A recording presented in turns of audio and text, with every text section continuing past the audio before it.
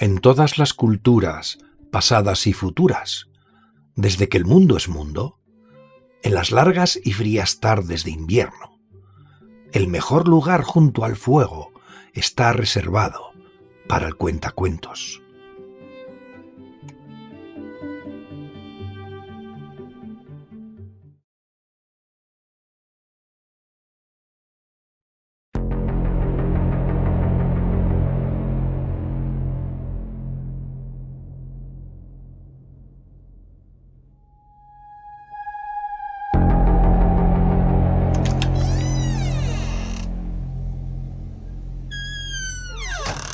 Entramos en una habitación mugrienta, oscura, para nada confortable.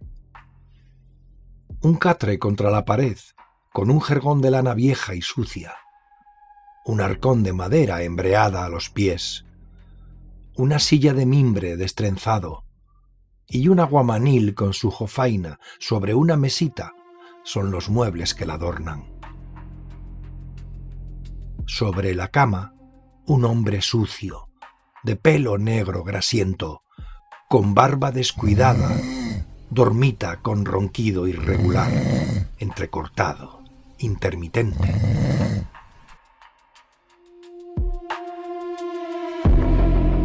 Si te acercas, te hará arrugar la nariz el olor acre del sudor y los vapores etílicos del vino barato que ha estado trasegando en la posada toda la tarde, desde que terminó su trabajo a mediodía.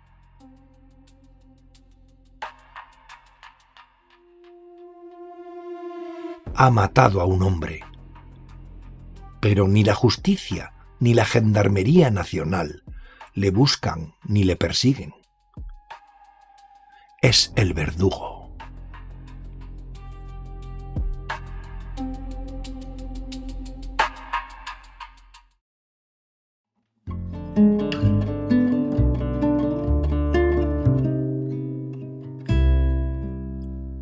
Por si lo quieres saber, yo me llamo Fabricio de Alonso.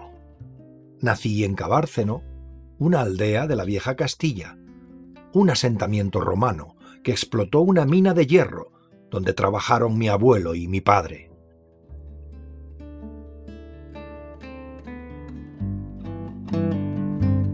Comenzado febrero de 1801, nuestra familia se trasladó a Bailén, en Cádiz, y yo entré al servicio del barbero del pueblo, mi tío, para aprender el oficio, pues el hombre era ya mayor.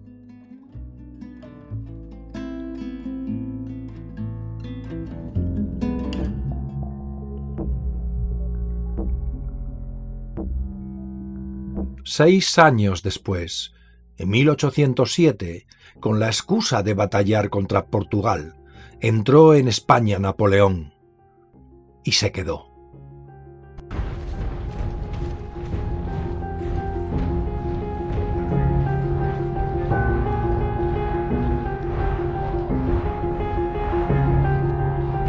A sangre y fuego comenzó la conquista como quien no quiere la cosa.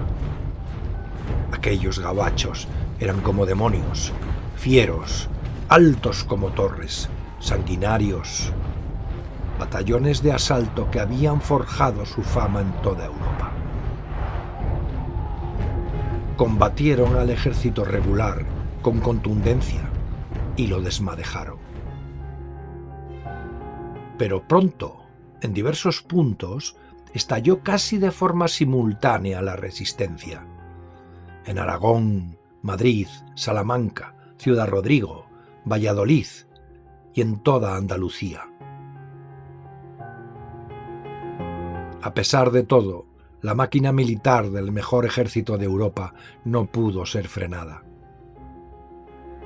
Aplastaron salvajemente todo el levantamiento, fusilamientos, matanzas, ciudades y pueblos arrasados y saqueados, sin contemplaciones, sin piedad.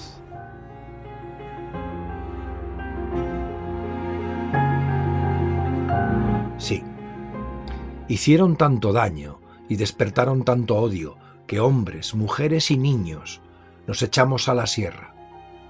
Nos organizamos en pequeños grupos, de forma independiente, pero simultánea, e iniciamos una resistencia que dio lugar a una nueva forma de combate, la guerra de guerrillas.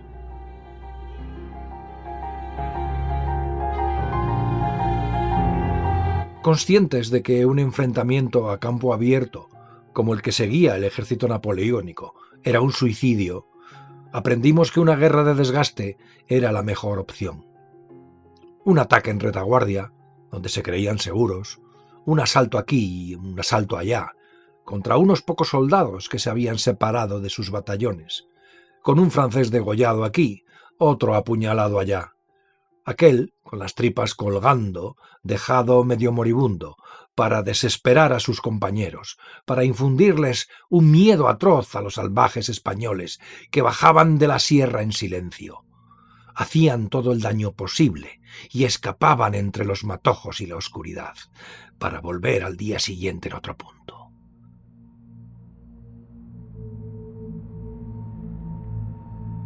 Día tras día, con inquina, sin descanso, atacando en la noche, en cualquier descuido. Esta organización dio lugar a un escenario en el que los franceses solo fueron dueños del territorio que pisaban sus batallones, y su poder no se extendía más allá, en la tierra de nadie, donde no se podía sobrevivir.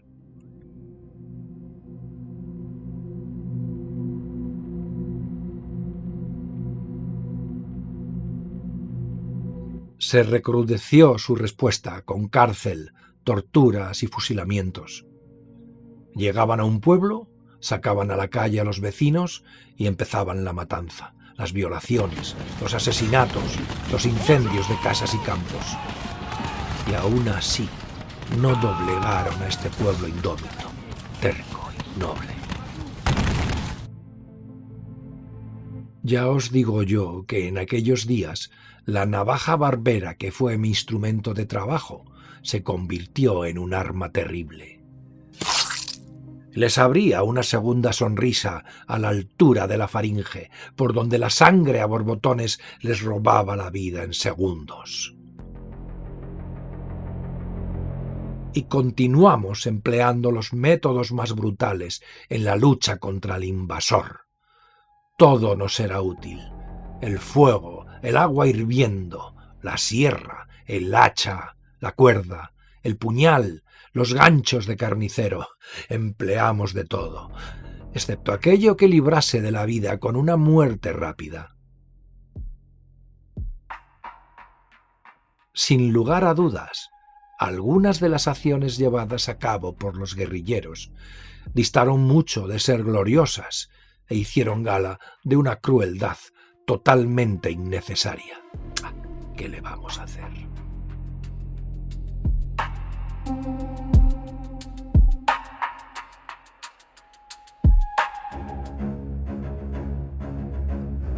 Julián Sánchez, el Charro, el guerrillero más famoso de la región salmantina, en julio de 1809, el siguiente parte de guerra. Esta mañana hemos encontrado cerca de Tavera, a 5 leguas de Ledesma, un destacamento de 62 caballeros enemigos. Se formaron en batalla nada más vernos. Les atacamos enseguida, escapándose únicamente 2. 28 han muerto y los otros 32 han sido hechos prisioneros, así como el comandante y un oficial con 37 caballos. Hemos tenido tan solo 2 soldados heridos.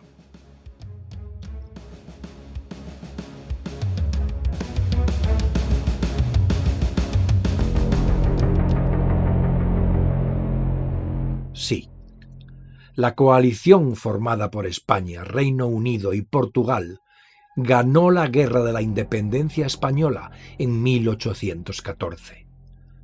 La victoria se selló tras batallas decisivas como Arapiles, Vitoria, Bailén y, por último, Toulouse, debajo de sus bigotes, consolidando la expulsión francesa, restaurando a Fernando VII, el rey felón, y permitiendo la creación de la Constitución de 1812.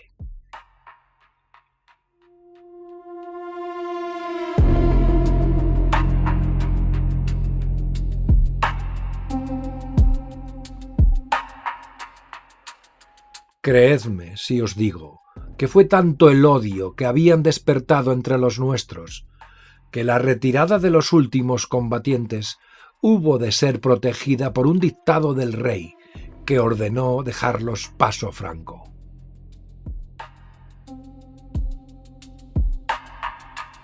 Y aún así, en muchas encinas y olivares de los campos españoles, colgamos a todos los franceses que quedaban rezagados, con las tripas colgando de sus barrigas al sol, cruelmente mutilados, desfigurados, arrancados sus cojones para alimento de los cerdos, para espanto y terror del siguiente batallón de rezagados.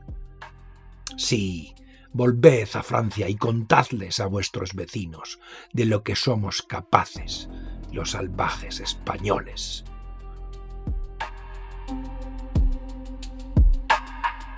El mismísimo Napoleón reconoció que la férrea resistencia guerrillera convirtió la ocupación en una úlcera.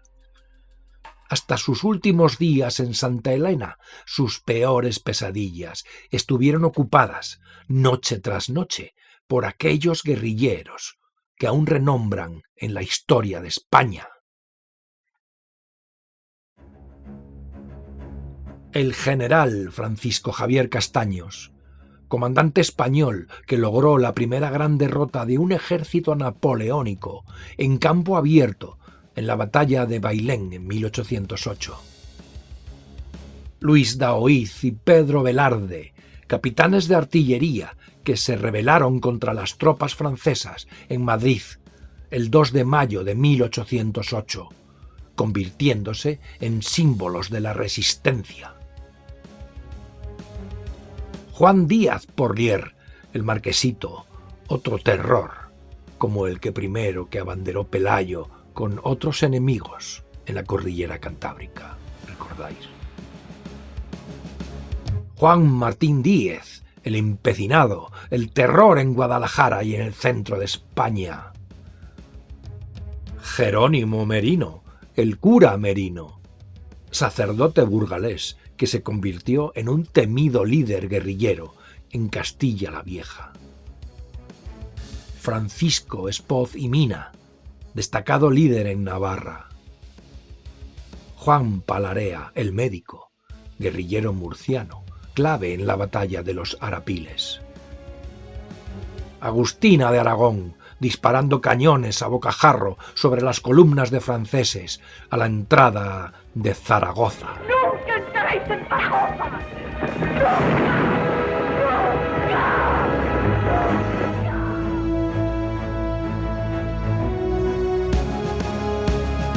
Pero tras la gloria, el caos.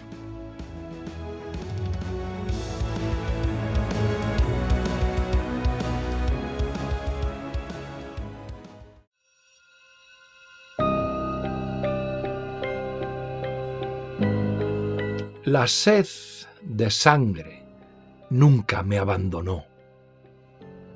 Así que agarré mis bártulos. Me cambié de nombre por François Pascal de Lavoisier y me mudé a la ciudad de Aviñón. Monté mi barbería y me dediqué a arreglar las barbas de los hijos de mis enemigos de lunes a viernes y los sábados a arreglar sus cuentas con Dios y a enviárselos al cielo de 3 en 3. A el buen Dios, en su infinita sabiduría y bondad, sabrá separar las buenas almas, que alguna habrá, de las malas. Eso ya queda de su mano.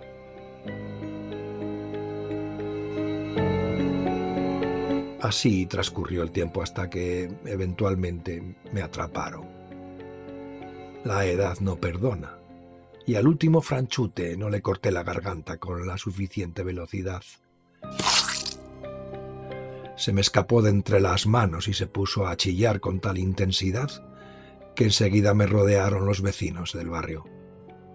Me dieron una buena tunda, hasta que llegaron los gendarmes. Me sacaron de debajo de la mêlée y me arrojaron a la cárcel.